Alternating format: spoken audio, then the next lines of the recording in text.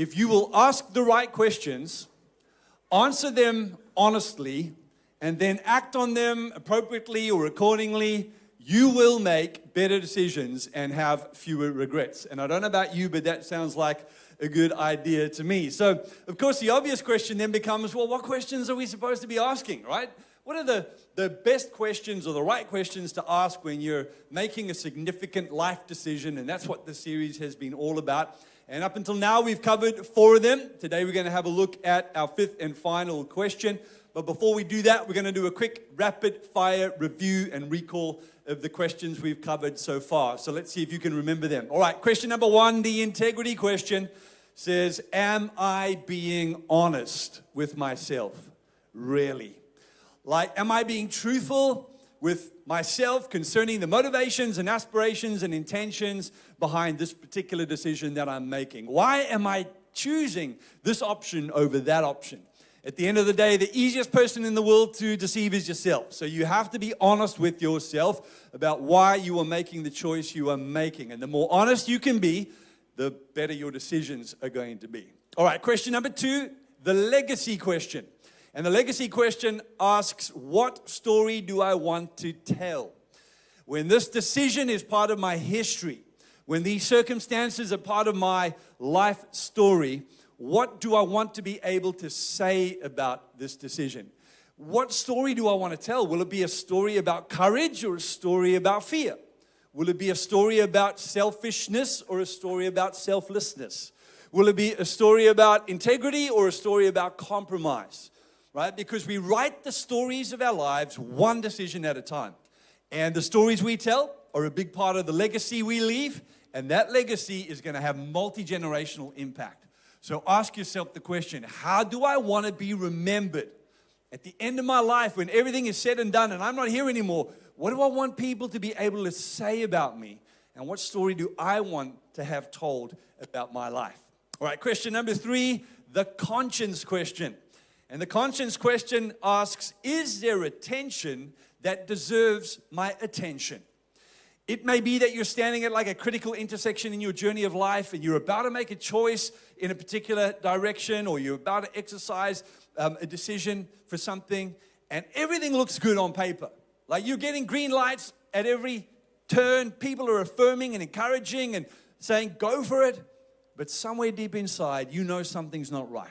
You're unsettled. There's a sense of disease. You just don't know why. You can't put your finger on it, but you know something's not quite right. When you get to that point, you have got to stop, right? Pull up the handbrake and ask yourself the question, why do I feel so unsettled?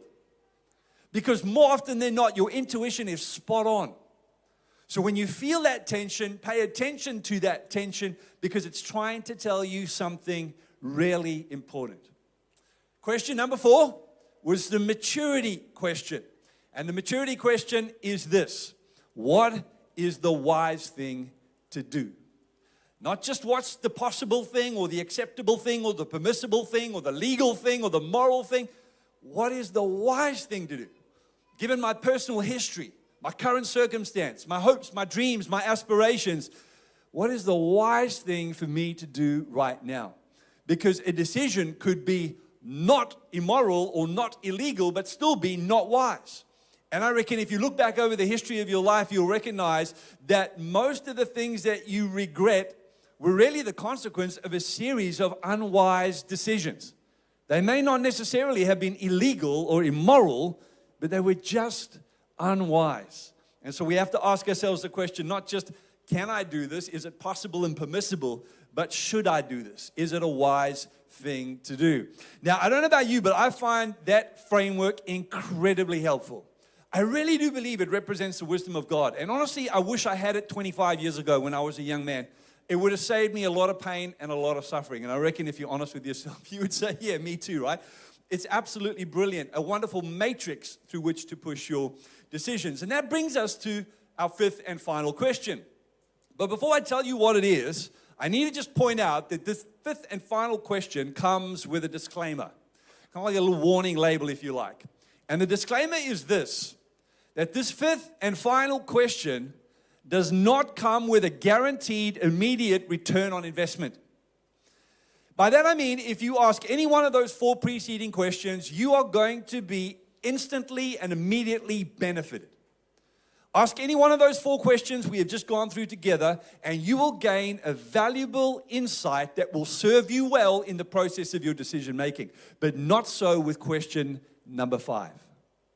And that is simply because question number 5 is not about making your life better. It's about making other people's lives better. Now, that may, in the long run, ultimately make your life better too, but it doesn't always. And so even though question number 5 has an ultimate payoff, it doesn't always have an immediate payoff. And you need to know that. All right, so with that said, let's dive in. When we turn to the Gospels in the New Testament and the life and ministry of Jesus, we discover that from the moment Jesus began his public ministry, he was hinting at the fact that something new was coming. God was about to do something new that was going to be disruptive and upset the apple cart and change the status quo. Everything from healing a blind man on the Sabbath to turning over tables in the temple.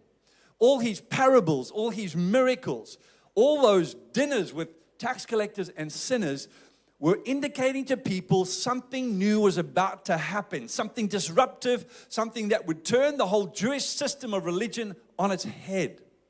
Now, of course, many people, including Jesus' own followers, thought at first that Jesus had just come to be a political revolutionary, that all he had come to do was to liberate Israel from the oppression of the occupying Romans. But of course, we know, with the advantage of hindsight, that is not at all what Jesus came to do, right? Jesus did not come to be a political liberator. Jesus came to be a spiritual liberator. Not only for the Jews, but for the Gentiles. And in fact, for the whole world. Jesus came not only to set people free from oppression and affliction, but to set them free from sin and selfishness and evil. And so Jesus, one night, was sitting with his disciples. They were around a dinner table and they were sharing a meal together.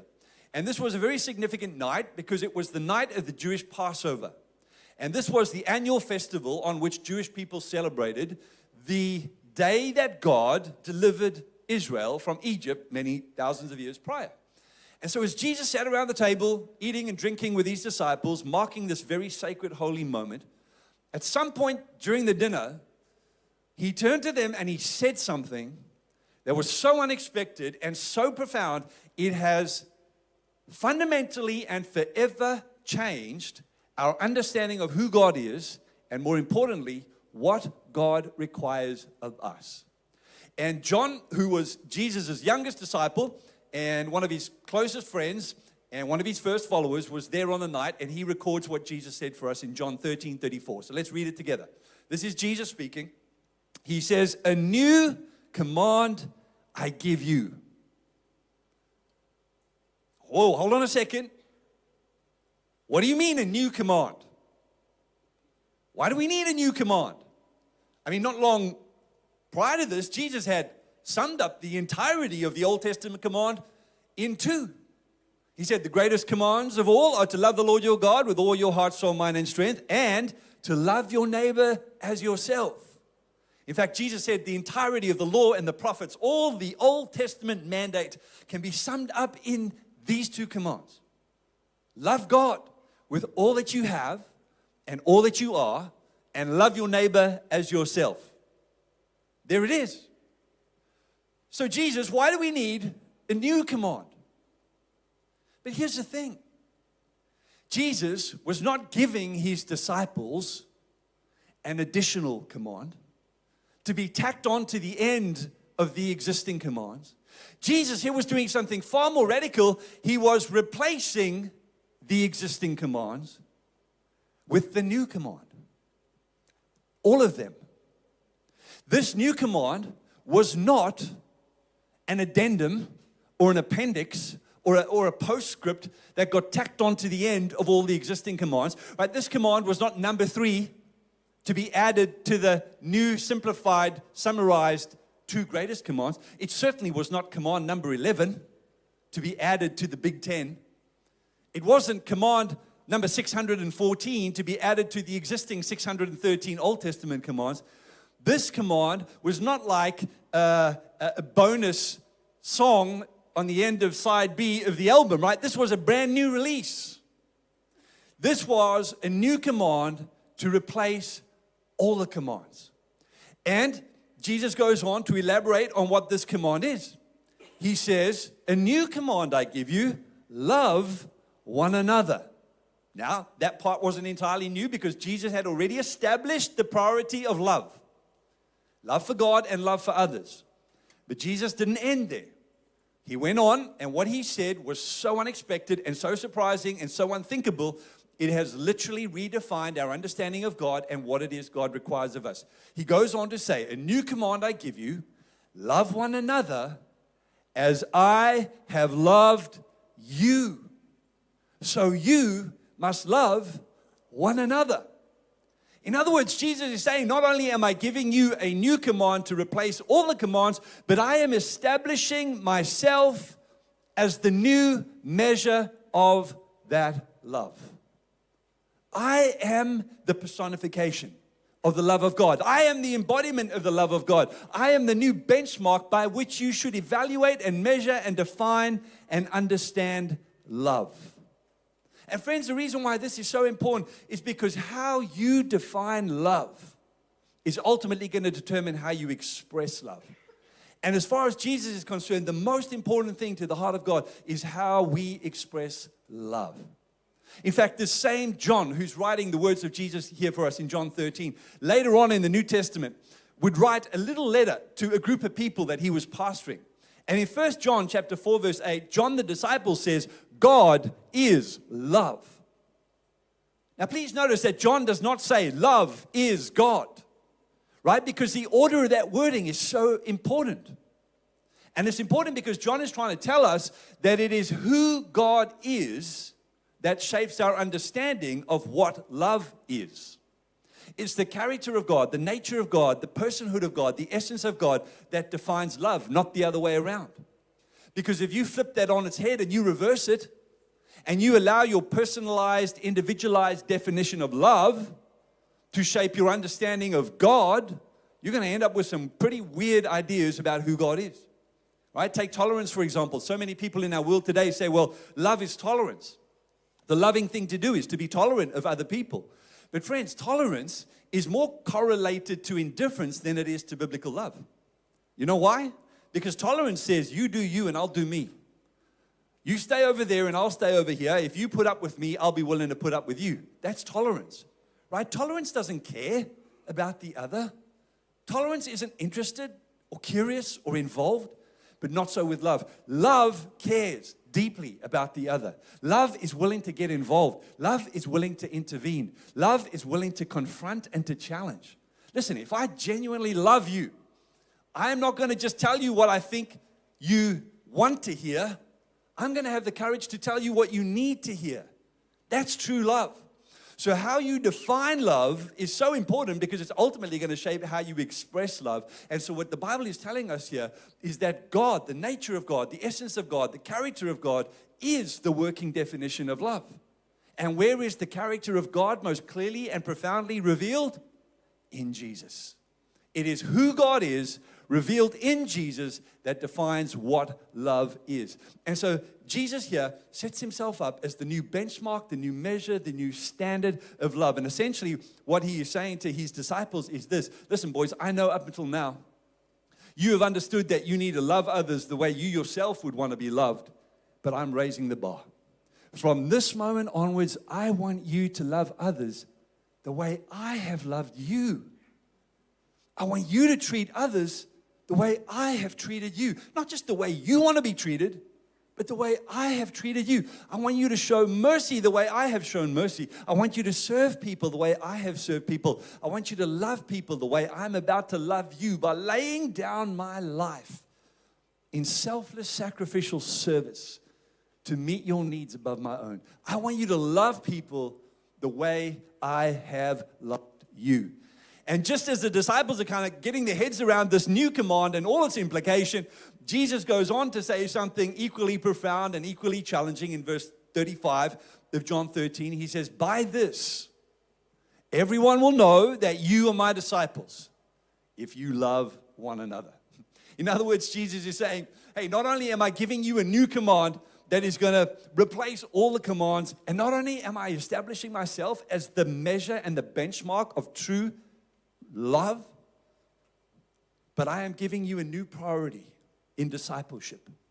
And that is to live out this love in my name. Because what will authenticate and validate your discipleship is the nature of the love that you show to one another and to this world. And do you notice that Jesus here, using a demonstrative pronoun, in fact, a singular demonstrative pronoun, is pointing to one specific thing. One specific thing that would be the identifying characteristic of true faith and true devotion to Him. And it's this Jesus-shaped, Christ-like love for others. Did you notice that Jesus did not say, by this all men will know that you are my disciples, by the passion and conviction with which you defend your doctrine? Right? Now listen, I love doctrine. Doctrine's important. Don't get me wrong. I love dogma. I love theology. I've spent the last 25 years of my life formally studying the Bible, studying theology, studying doctrine, studying dogma. But friends, listen, I came to the realization pretty early on in my faith journey that what validates and authenticates my devotion to Jesus is not how much theology I know or how much doctrine I acquire. It's how well I love people. Spiritual maturity is not evidenced by how much you know, but by how well you love. And so if you are more preoccupied with and concerned with defending your doctrine than you are with loving people, I think you've misunderstood Jesus. And you've misunderstood the heart of God. God is all about the priority of loving Him and loving others. And Jesus says this will be the thing that defines you and marks you and validates you as a follower of mine. The love that you have for others. And so that brings us, friends, to this fifth and final question in our series. And it's what we call the relationship question.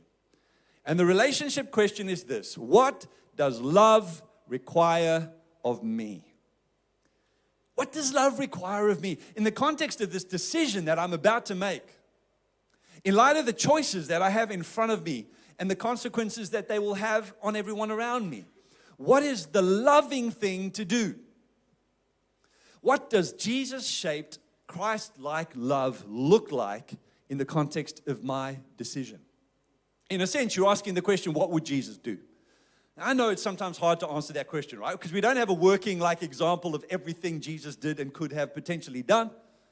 But based on what you know of Him, based on what has been revealed to us of His heart, His character, His priorities, His values, what do you think Jesus would want you to do in that decision? What do you think He Himself would do? What does a Jesus-shaped, Christ-like, selfless, others-centered kind of love require of you?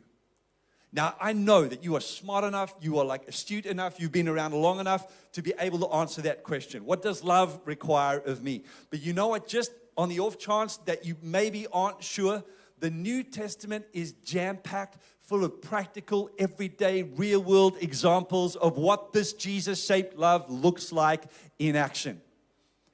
The New Testament authors elaborate on this in all sorts of helpful and wonderful ways. Paul, for example, in Galatians 5 says, you know what, in the context of your shared life together, in the community of the faith, the Holy Spirit is always going to nudge you and move you and mold you towards peace and joy and kindness and gentleness and faithfulness and self-control. You know why?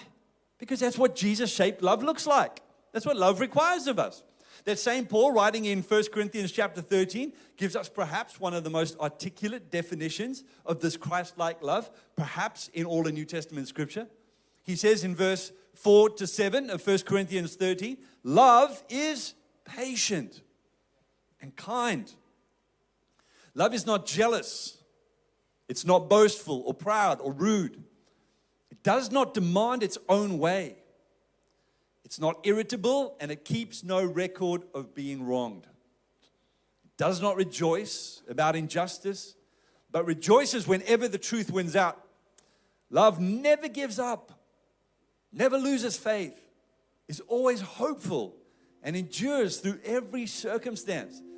In other words, Paul's saying this Christ-like, Jesus-shaped love is not self-seeking.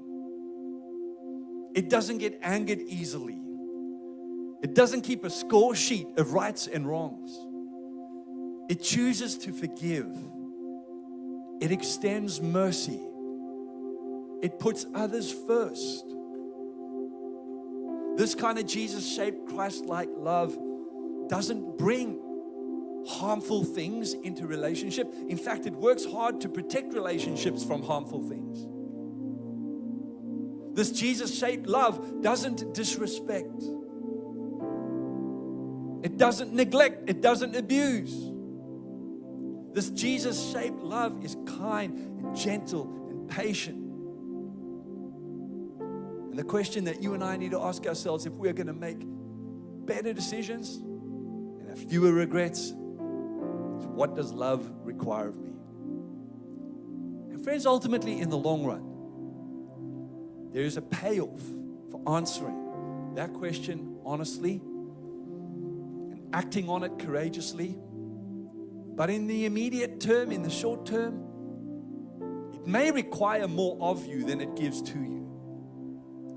It may be more demanding than rewarding, but it is the Jesus way. And I love this quote from Andy Stanley. We'll finish with this thought because he articulates it so well here. He says, I don't always know what to believe, but I do always know what love requires of me. And I think that's so true.